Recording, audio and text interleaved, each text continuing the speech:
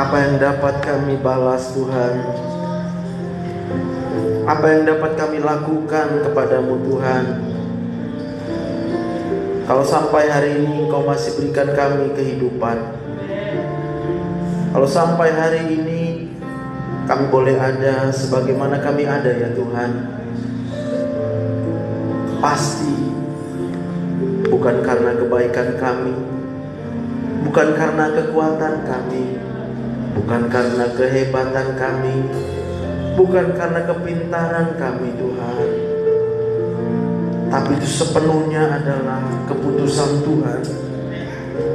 Kehendak Tuhan adalah kami masih hidup sampai dengan hari ini. Kami tidak boleh bernegosiasi dengan Tuhan, sebab Engkau adalah Raja kami. Kami katakan Engkau berdaulat atas hidup kami.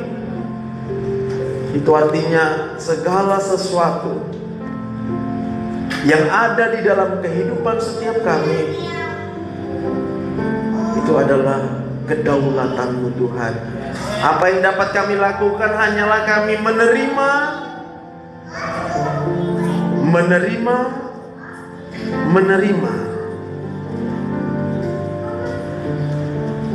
Tetapi setelah kami terima semuanya itu, apakah kemudian kami akan mengucapkan syukur kepadamu Tuhan?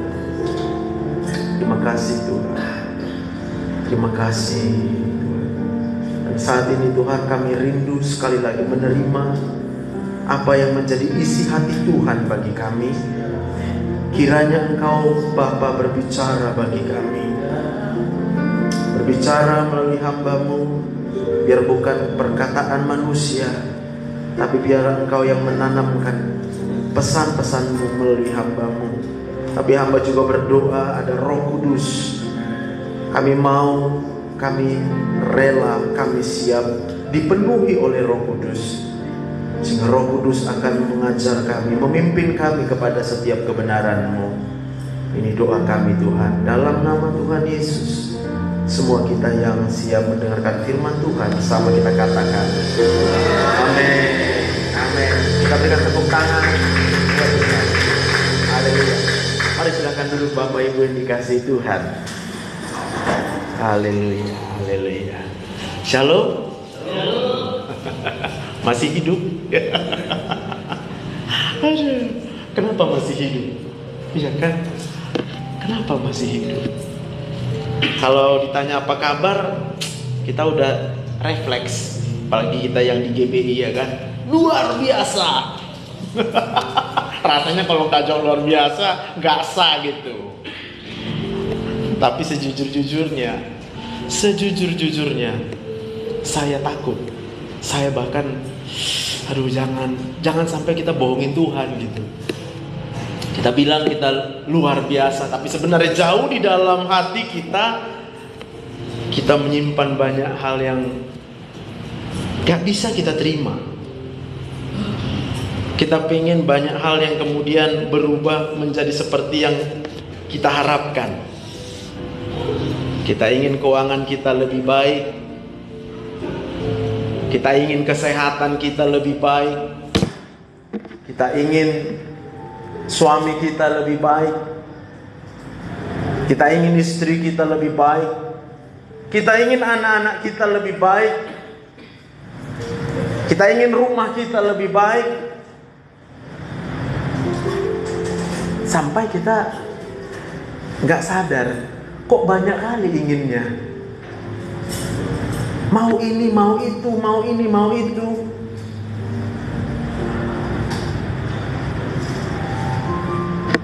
Saya mohon maaf dulu, kalau mungkin ada di tempat ini nanti yang merasa, waduh kok kayaknya mengerikan sekali gitu.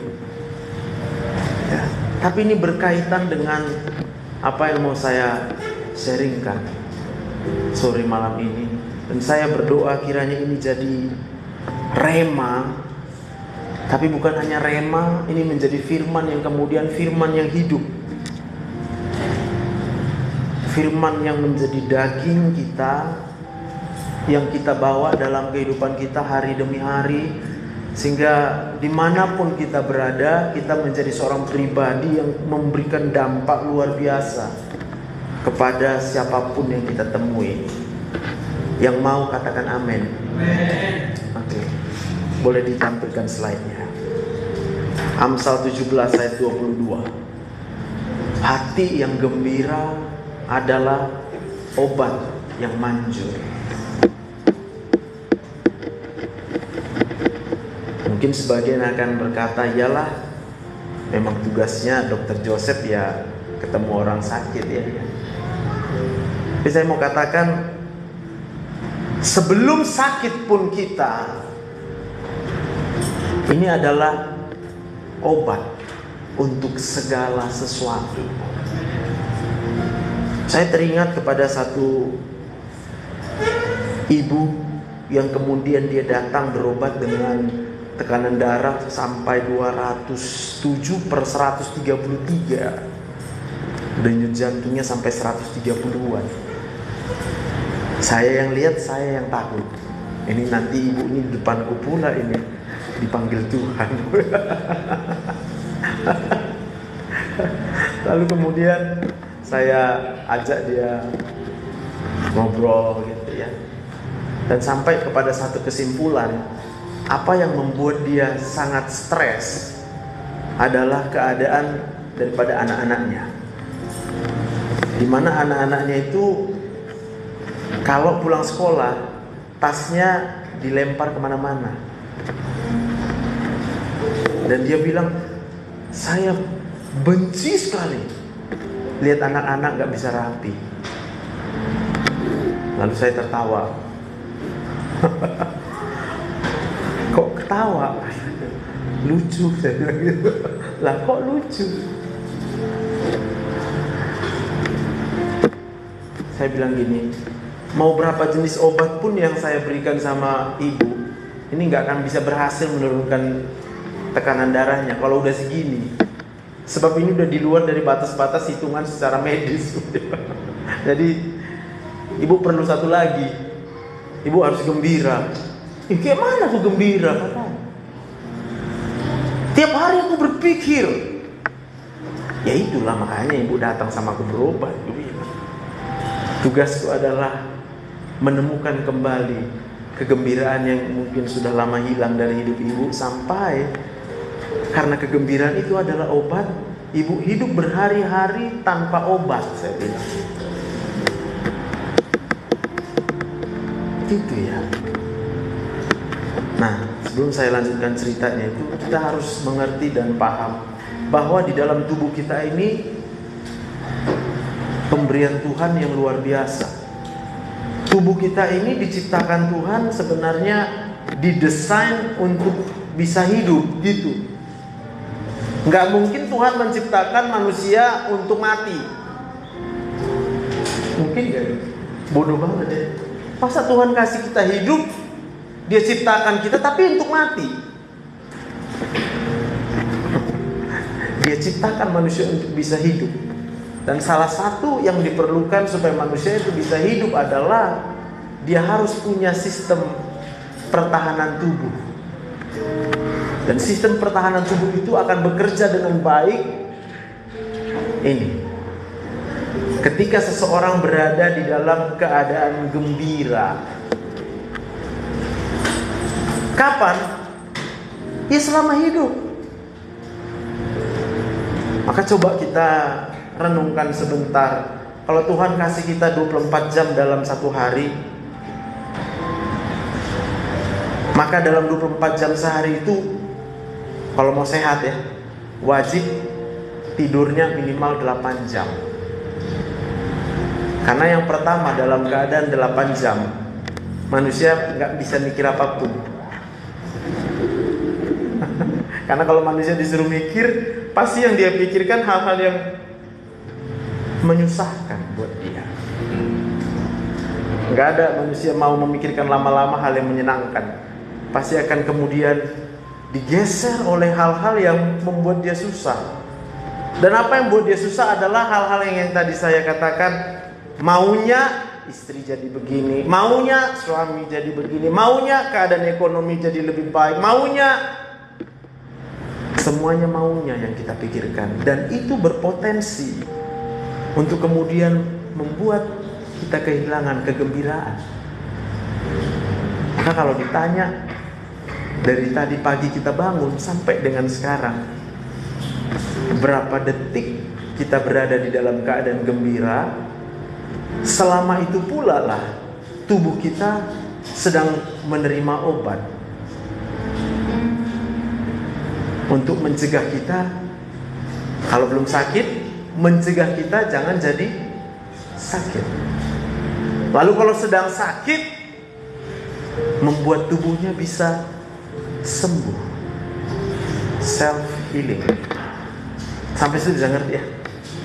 Maka kalau saya tiap hari gitu ya tugas di rumah sakit, kayaknya makin lama setelah tahu kebenaran ini ya,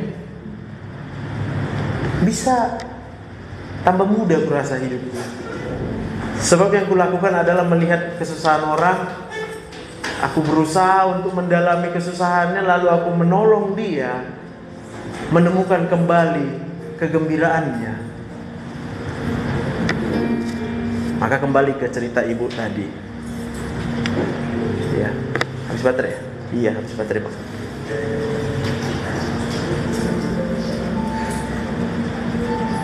Oke.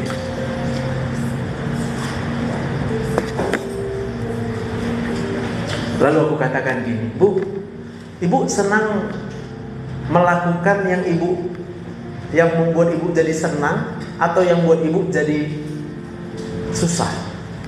Ya senang lah katanya. Oke. Coba nanti Ibu tanya sama anak Ibu, kalau dia melempar tas ketika pulang sekolah, itu menyenangkan atau membuat dia susah? Bilang gitu. Ya udah pastilah senang dia dong. Dah paham. Yang pertama, kalau Ibu marah sama anak Ibu ketika dia lempar tas, Ibu sedang merenggut kesenangan hatinya.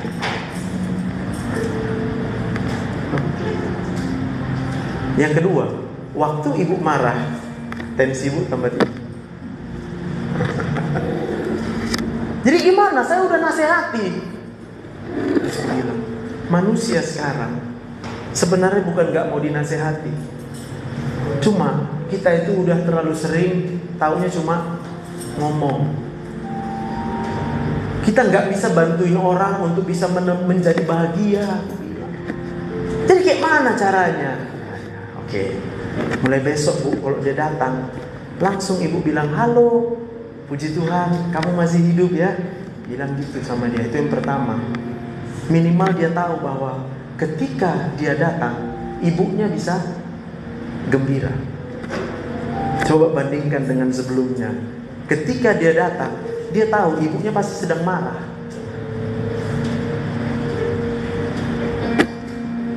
Maka dia pasti akan melakukan hal yang dia rasa dia senang aja. Biar aja campakan situ. Kalau dengar mama marah, udahlah, udah biasa telinganya kan. 1-2 kalinya kita kalau dimarahin mama kita Kesal. Besok-besoknya Pak, kan pernah anak-anak dulu ya, marahlah kau situ Mak. Aku pun udah susah di sekolah.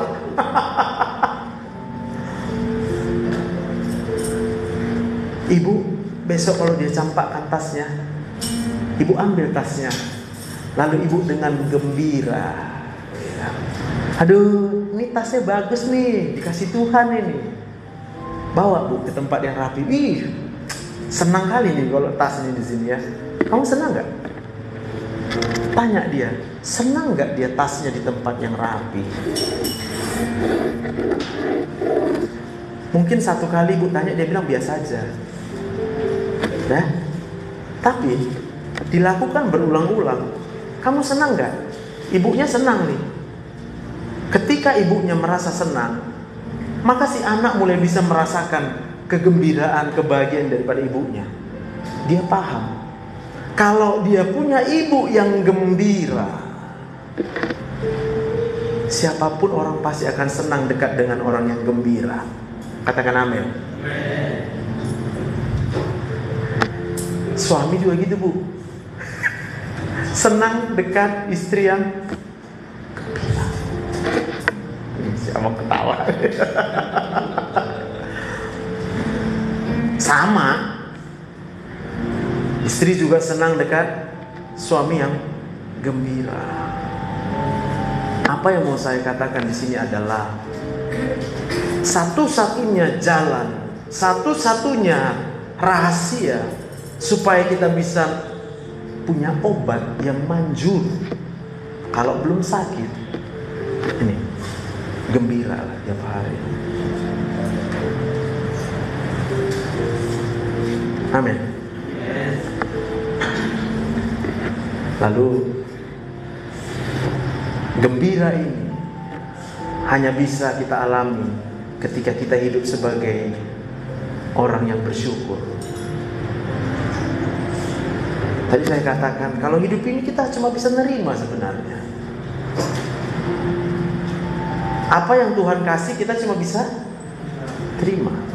Tapi apa yang kita lakukan selama ini adalah belum kita terima, udah kita koreksi Tuhan. Sorry Tuhan, jangan kayak gitulah. Maunya kayak gini yang bagus.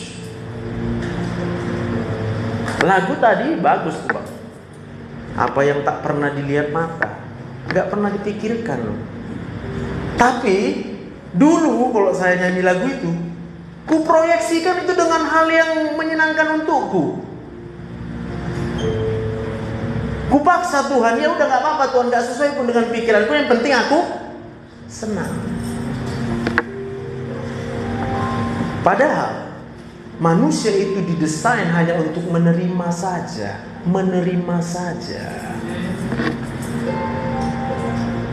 Persoalannya apakah kita menerimanya dengan bersyukur atau bersungut-sungut. Ya. Ibu tadi nggak bisa terima keberadaan anaknya yang belum bisa bahagia dengan meletakkan tas pada tempatnya. Dia cuma mau nolak. Kamu nih ya, jangan buat begitu. Ya. Jangan buat gitu. Lalu saya teringat kepada satu orang bapak-bapak yang datang berobat dengan kanker liver stadium 4. Udah selesai hidupnya. Dokter udah angkat tangan, sudahlah makan enak-enak saja lah kau Pak. Gak usah kau pikirkan lagi kemoterapi, operasi, udah habis jalannya. Makin sakit nanti kau. Singkat cerita saya layani bapaknya bisa senyum. Akhirnya, yang tadinya datang pucat gitu ya, lalu kita lawak-lawai. Dilawak-lawai dalam tanda kutip sebenarnya adalah membuat dia ketemu dengan kebahagiaan. Tiba ke istrinya. Bicara istrinya, tahu nggak dong? Ini dulu jahat kali. Oh, aku bilang. Jadi tiap hari kudoakan dia Dok supaya bertobat dia. Apa rupanya yang dibuatnya? Tukang main cewek. Oh, iya. Jadi tiap malam aku berdoa Tuhan, ubahkan suamiku biar jangan mencewek lagi. Terus aku bilang sama ibu itu, jadi ibu sekarang senang lah. Kayak mana aku senang? Orang sakit dia.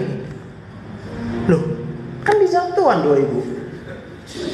Aku tanya sama bapak itu, Pak, ada rencana Pak mau mencewek lagi? Aku bilang.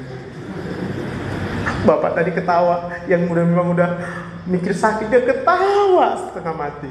Kenapa dia ketawa? Dia pun sadar, udah kanker hati di sini udah bengkak. Kayak mana lagi mencewek? Coba.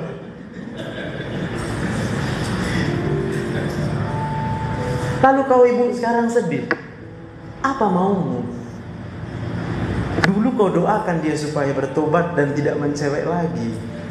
Tuhan jawab doamu, dikasihnya kanker liver untuk suamimu. Kadang kita nggak tahu apa yang kita minta sama Tuhan, karena kita nggak bersyukur. Tuhan udah kasih kok clue-nya. Hai istri, tunduk. Sama siapa istri tunduk? Suami yang mana yang baik? Kalau yang baik ngapain tunduk? Tengoklah terus, cintaku, I love you. Kita bilang gitu kalau sebagai istri, orang suaminya baik, iya kan? Baca ayatnya berikutnya. Supaya suami-suami yang tidak takut akan Tuhan, bukan dengan perkataan istrinya, tapi dengan tindakannya yang soleh, perlakuannya yang baik, yang tunduk kepada suaminya, maka suami itu akan diubahkan oleh Tuhan.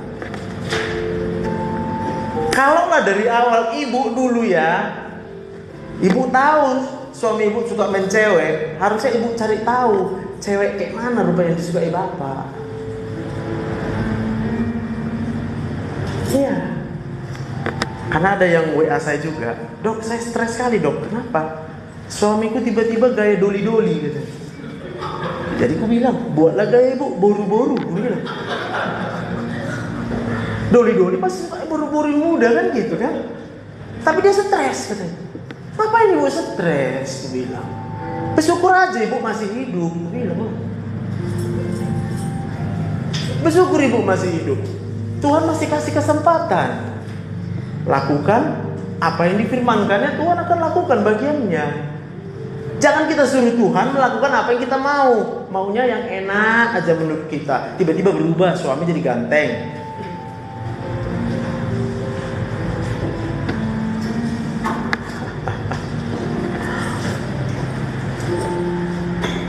Tadi aku katakan, coba next slide.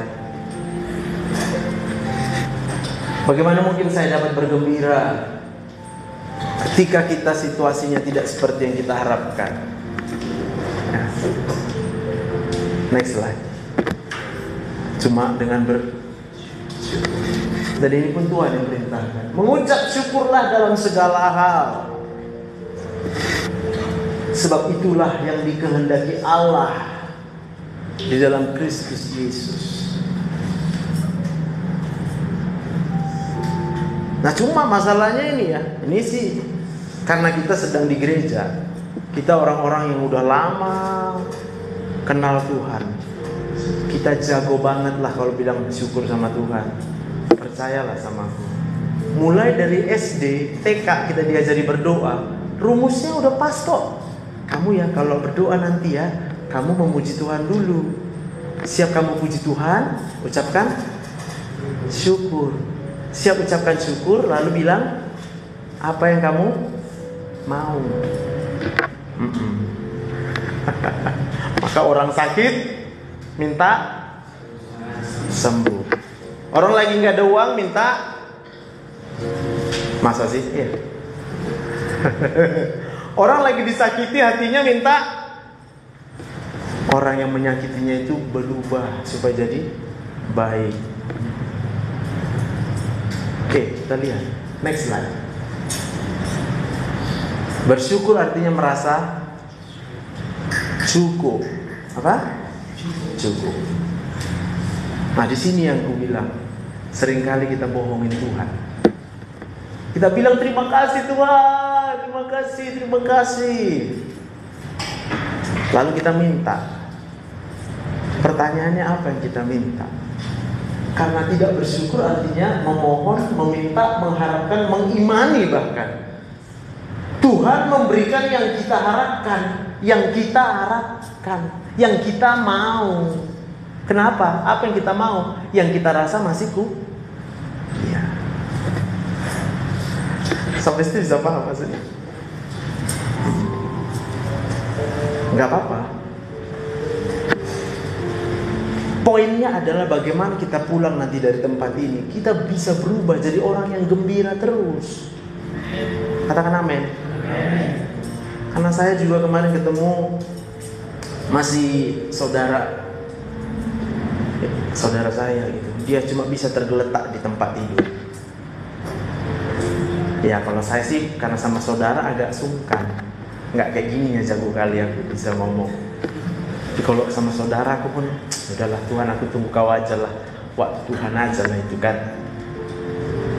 Lalu kemudian salah satu dari saudara yang lain nyeletuk, lihat itu TikTok si Joseph katanya, gembira.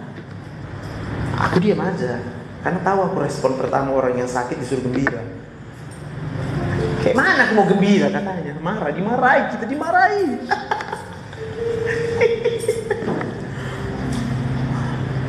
Pak, bisa bayangkan bang, abang lagi hidup susah-susahnya, capek-capeknya, hidup lagi capek-capeknya, ketemu sama orang yang lalu nyuruh kamu gembiralah. Wah, itu gak mudah. Tapi karena kita di sini orang yang udah kenal Tuhan, kita paham benar. Hanya dengan bersyukur, 1 kali bersyukur mungkin belum gembira, 2 kali, 3 kali, 4 kali, 5 kali, terus menerus di dalam ucapan syukur, pasti kita gembira. Katakan amin. Kalau nggak punya alasan untuk bersyukur, mungkinkah kita nggak punya alasan untuk bersyukur? Seringkali aku bilang sama pasiennya gini, kamu tahu nggak udah berapa yang Tuhan berikan kepadamu? Jawabnya mantep bang, nggak terhingga lah dok. Jawab nggak terhingga, tapi pahit kan jawab gitu. Aku marahin. Masa sih? Waduh, luar biasa. Terus kok susah? Terus kok kamu sedih? Terus kok kamu kecewa? Terus kok kamu gak bisa nerima aja hidup ini? So kadang hanya nunggu beberapa saat aja pun di antrian pasien, kita udah paham lah. Nanti masuk baru buka pintu, belum pun dilihatnya aku, lama kali pun dokter ini. Kalau aku sama perawat udah biasa, senyum-senyum kami, langsung pasang muka gini aja. Kenapa Inang? Lama kali Pak Dokter. Ya nggak apa-apa, apa yang sakit Inang? Gini terus aku, gini, paksa gini aku. Karena aku tahu kalau aku pasang muka gini, kenapa rupanya? Pasti makin sakit dia. Aku mau cepat-cepat dia keluar tapi sehat. Daripada lama-lama dia tengok sakit pula. Bagus gini lah tuh, nggak apa-apa lah, sikit-sikit aku sakit juga, sakit kepala juga emang. Lagi kesal tapi kita paksa gini. Sebentar itu Pak, sebentar. Gitu. Kenapa? Mana yang sakit? Jangan lama kali dok, saya udah lama kali dok. Iya mana yang sakit? Itu ya, mana yang sakit? Mana yang sakit?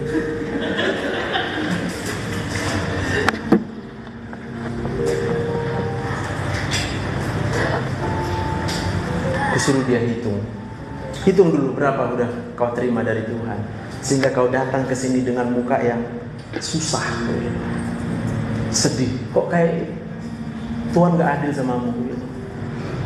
Berapa umur bapak? 50. Istriku gak peduli sama aku, anakku gak ada yang sayang sama aku. Banyak keluhannya, banyak. Penyakitku kayak ini gak sembuh-sembuh. Oh, kenapa masih hidup? Jadi masuk dokter aku mati gitu. Bapak dengar pertanyaanku pun udah salah.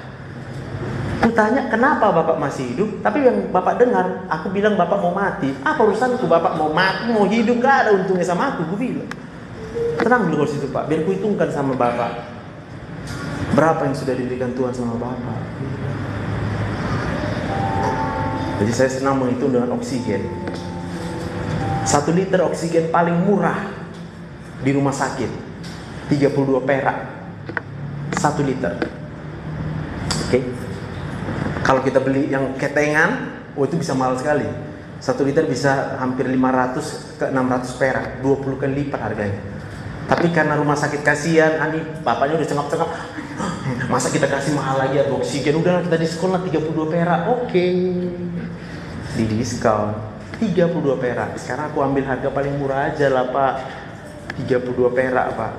Jadi 1 menit manusia itu perlu sekitar 8 liter oksigen dalam keadaan istirahat. Belum dalam keadaan marah. Belum dalam keadaan marah. Sebab kalau kita marah itu bernapas lebih cepat. Memang kok ya, orang ajar kok. Cepat. Ini kita tenang-tenang. Tuhan terima kasih.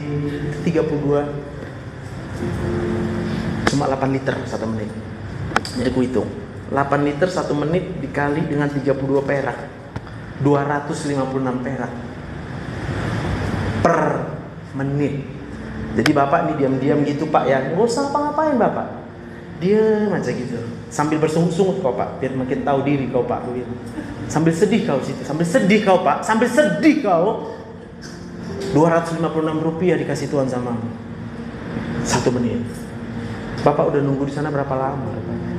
2 jam, 3 jam. Bapak udah terima berapa dari Tuhan? Dengan Bapak bersungut-sungut aja, kurang baik apa Tuhan? Tapi udah kita lanjutin lah, karena Bapak stres mikirin duit. Gue bilang, kayak mana hidup gak ada duit katanya. Gue ajari dia kayak mana hidup tanpa duit.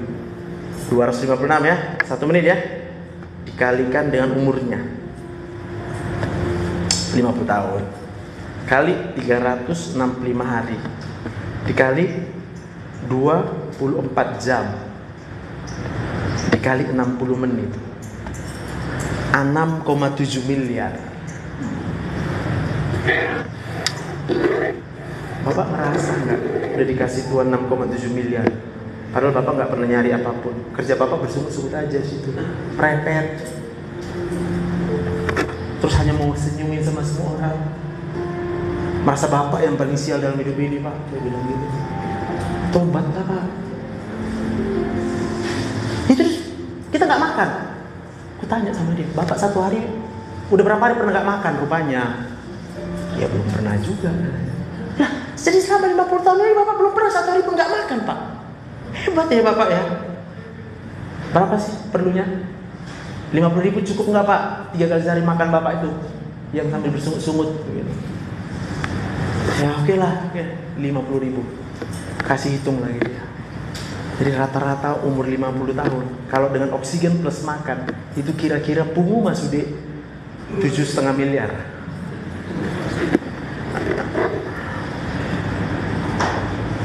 Sampai sini bisa paham maksudnya ya? Mau orang buat jahat sama kita, yang kita terima segini kok dari Tuhan. Terus kita datang sama Tuhan, Tuhan gak adil, kenapa tuh Tuhan? Kenapa dia jahat sama aku? Sekalipun kita sedang sakit saat ini, kita datang sama Tuhan dengan sungguh-sungguh. Sampai kapan sakitku ini Tuhan? Lah, kok nanya sampai kapan? Lu hari ini masih hidup gak? Terus besok kita yakin masih tahu hidup gitu. Kita siapa?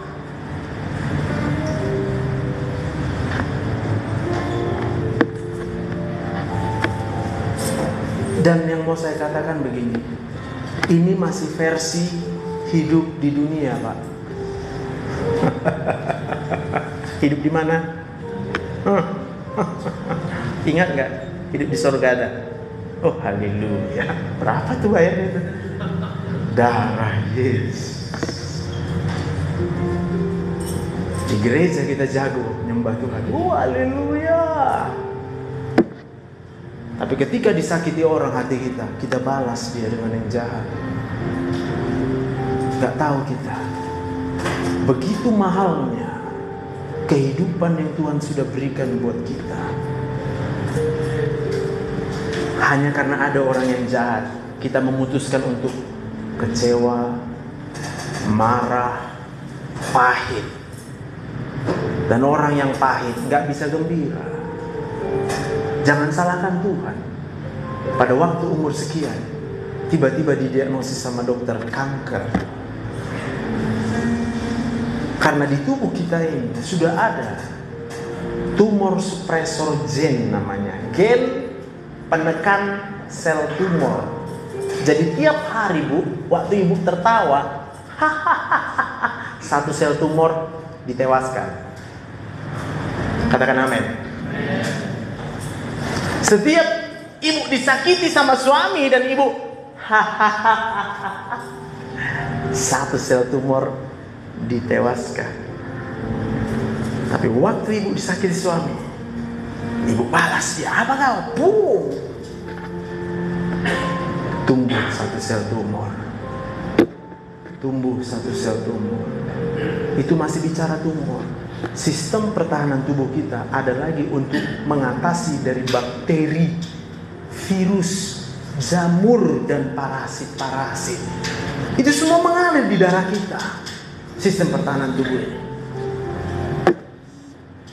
Dan saya mau katakan, ini obatnya, hati yang gembira. Amin. Jadi sering-sering Pak tanya sama diri sendiri.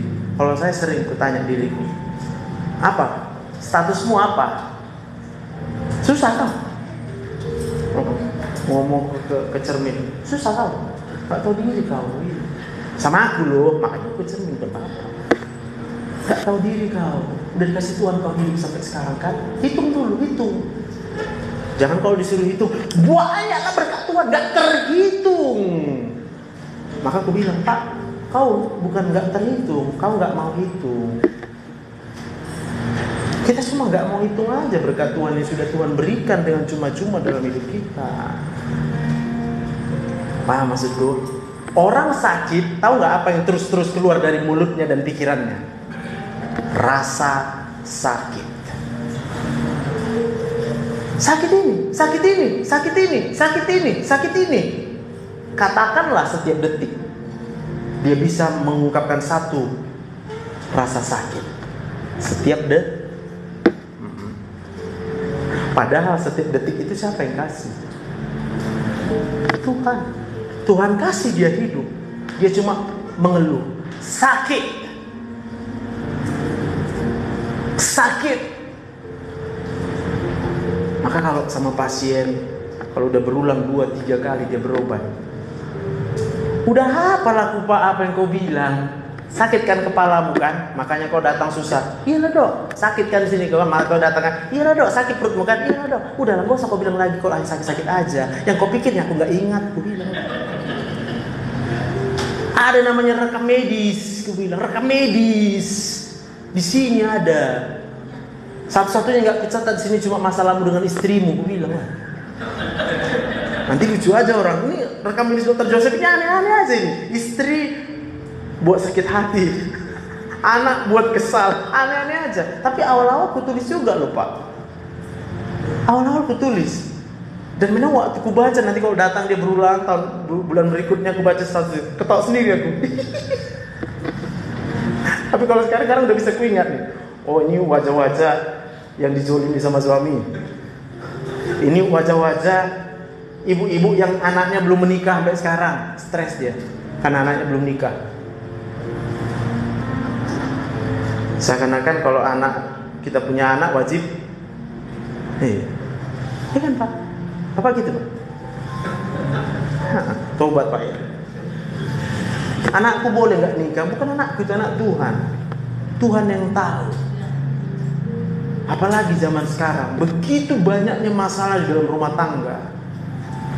Kalau dia memaksa juga untuk menikah, saya mau bilang, Tuhan itu cuma punya satu rencana buat kita.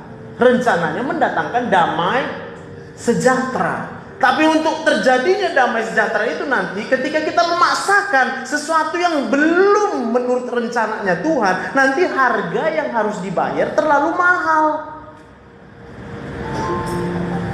Jadi kalau sampai hari ini katakan, kita punya anak, dia belum punya jodoh sampai sekarang, bersyukur aja sama Tuhan. Sebab Tuhan tahu di masa depan.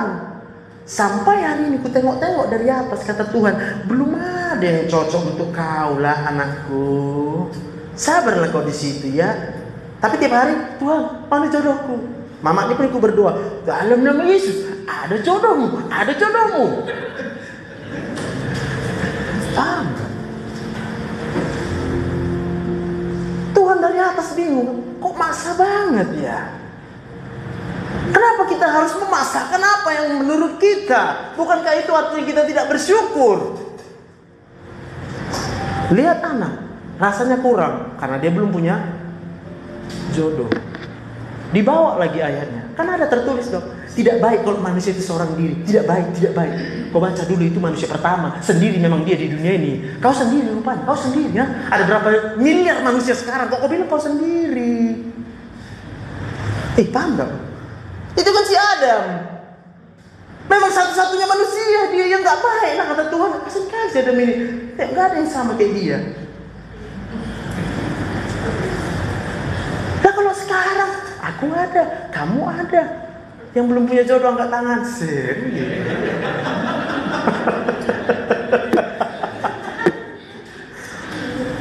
Daripada nanti setelah menikah, lalu kemudian laki-lakinya, kita katakanlah, tersesat jalannya, hidup di dalam hal yang tidak takut akan Tuhan.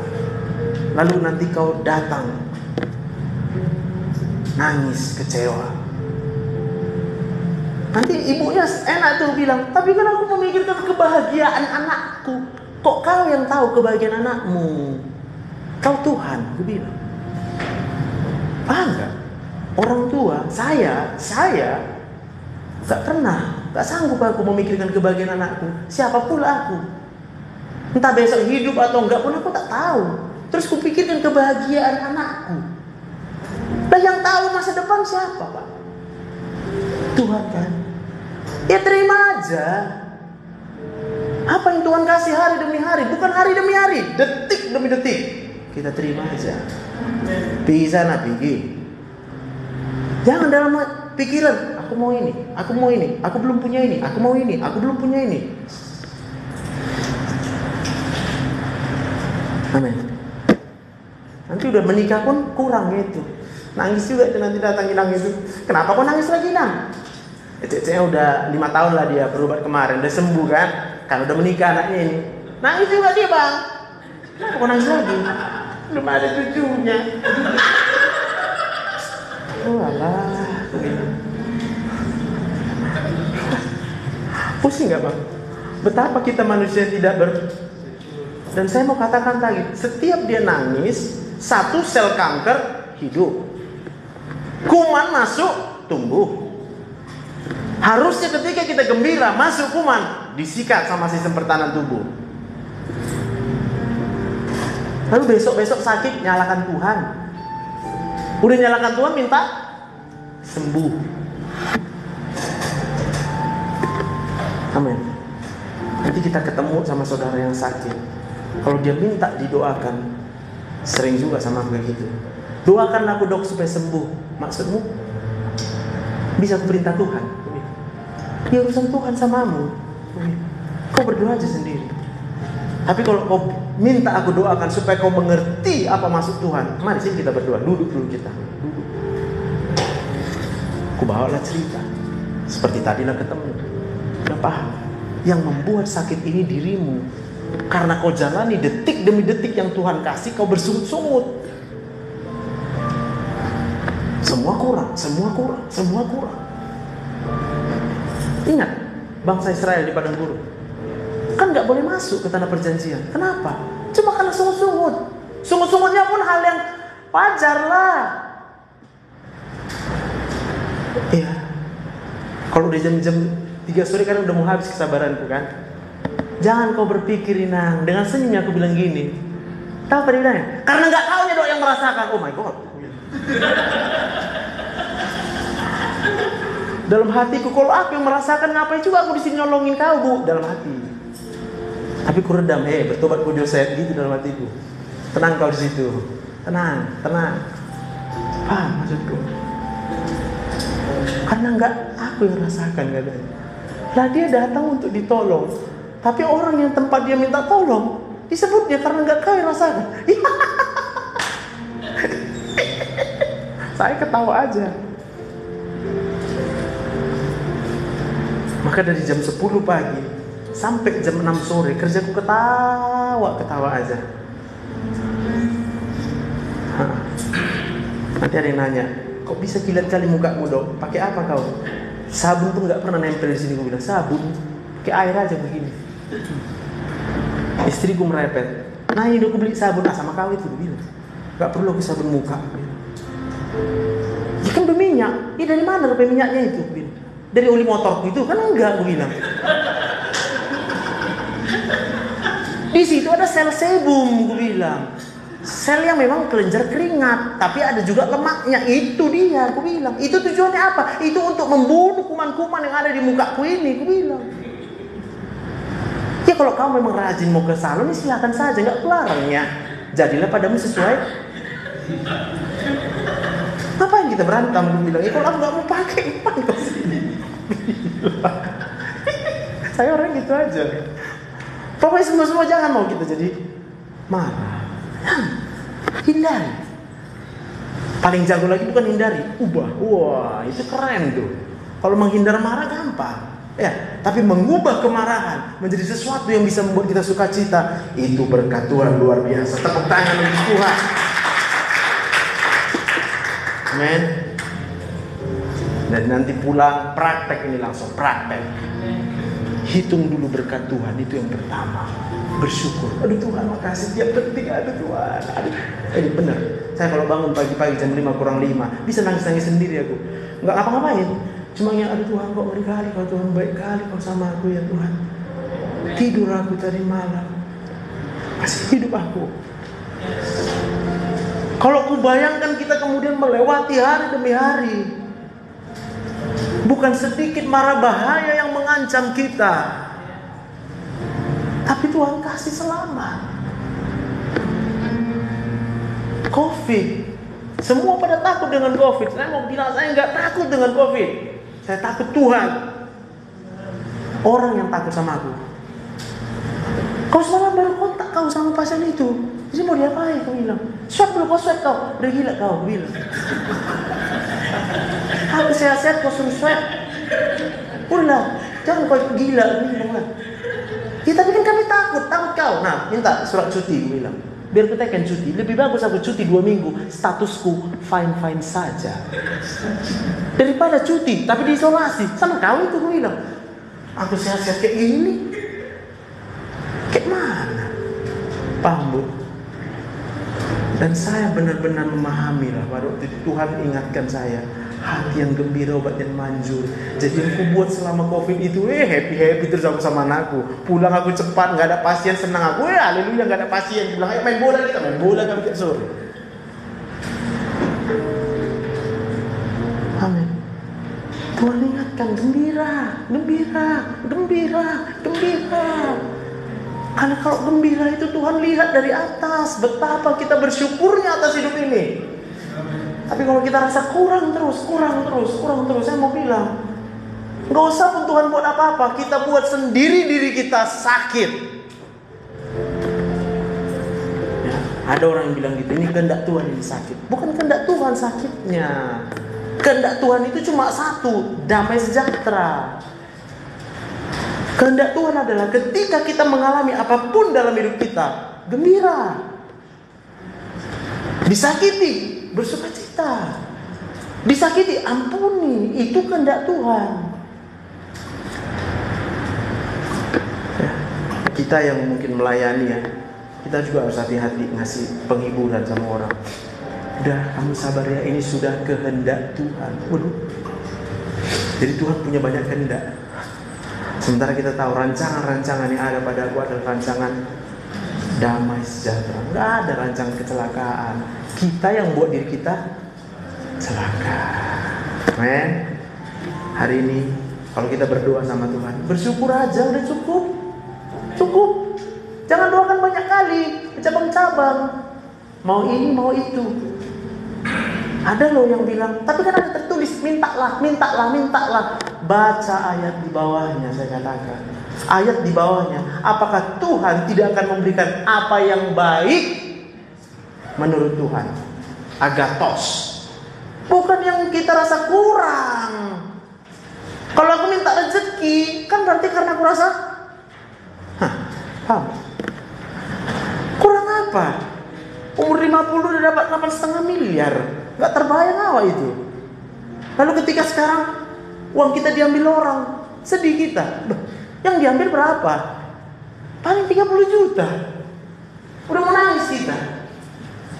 Yang udah diterima 8,5 miliar. 30 juta diambil. Marah. Kayak mana kita? Disakiti perasaan kita. Marah kita. Kurang sayang apa Tuhan samamu? Gitu loh. Amin. Oh, dari dia. Kita nyanyi. Kita tutup.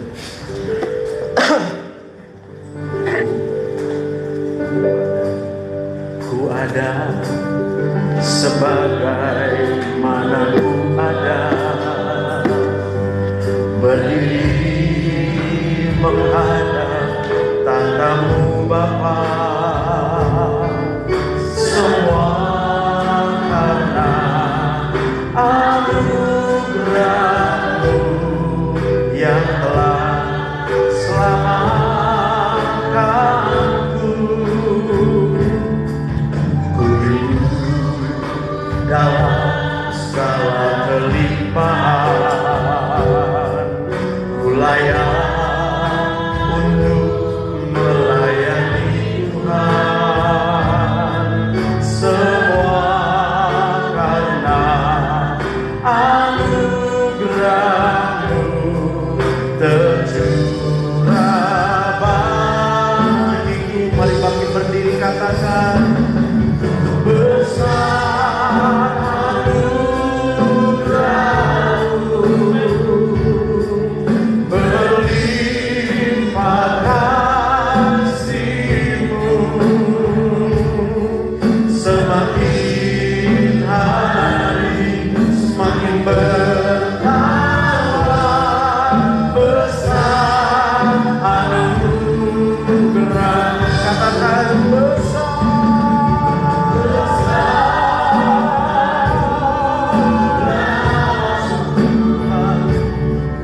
berlimpah kasih-Mu, semakin hari semakin bertambah besar anugerah. Semakin hari semakin bertambah besar anugerah. Semakin hari semakin bertambah besar anugerah-Mu.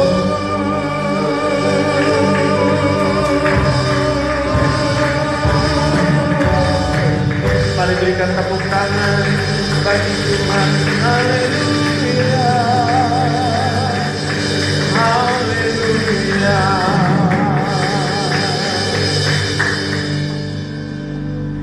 Tuhan, apa yang kami bisa lakukan hanyalah menerima apapun yang Tuhan berikan. Sama seperti Ayub yang berkata, apakah kita hanya akan menerima hal yang baik, tapi tidak mau menerima hal yang tidak baik menurut ukuran kita? Tetapi di atas semuanya itu terpujilah Tuhan. Dan sampai Ayub berkata demikian, Ayub tidak berdosa sekalipun dengan mulutnya. Tuhan, kami berdoa, bukan hari, detik demi detik, kami harus memahami setiap detik ini adalah pemberian Tuhan. Apakah kami mau menerimanya? Kalau kita menerima saja pun sudah baik sekali. Tapi apa yang kita lakukan? Kita bersungut. Ketika kita menerima sesuatu yang kita rasa kurang, kita tanya sama Tuhan, kenapa kau kasih ini? Betapa kami adalah manusia yang tidak tahu bersyukur. Tuhan ampuni kami. Sejak daripada awalnya, satu rencana Tuhan adalah mendatangkan hari depan yang penuh pengharapan. Tapi dalam pikiran kami seringkali kami curiga dengan Tuhan. Kok begini hidup ini? Kok begini hidup ini? Kok begini hidup ini? Seakan-akan apa yang Tuhan kerjakan itu banyak yang salah menurut kita. Tuhan ampuni kami. Hamba-Mu selesai berbicara Tuhan. Tapi biarlah setiap kami mendengarkan kebenaran firman Tuhan ini, hati kami pulang dari sini diubahkan. Sehingga apa yang kami lakukan kami terima semua detik demi detik kehidupan ini. Dan bukan hanya kami terima, kami ucapkan syukur kepada Tuhan. Terima kasih Tuhan. Dan bukan hanya terima kasih. Satu waktu ketika Tuhan sudah benar-benar menyadarkan hati kami, kami bisa berkata, apa yang harus kulakukan Tuhan? Membalas semua kebaikan dan kebaikan Tuhan. Sehingga pada waktu itu kami menjadi orang yang menyerahkan hidup kami kembali untuk Tuhan. Kami bicaranya memuliakan Tuhan. Kami pakai tangan kami bekerja. Kami bekerja buat Tuhan. Kami tidak akan memakai anggota tubuh kami ini untuk melakukan hal-hal yang jahat di mata Tuhan. Ampuni kami Tuhan. Ampuni kami. Terima kasih Bapak yang baik. Berkati ya Tuhan Pos P ini, JCT ini Bapak. Buat tempat ini menjadi tempat di mana hadirat Tuhan itu kemudian menghasilkan anak-anak Tuhan, murid-murid Yesus.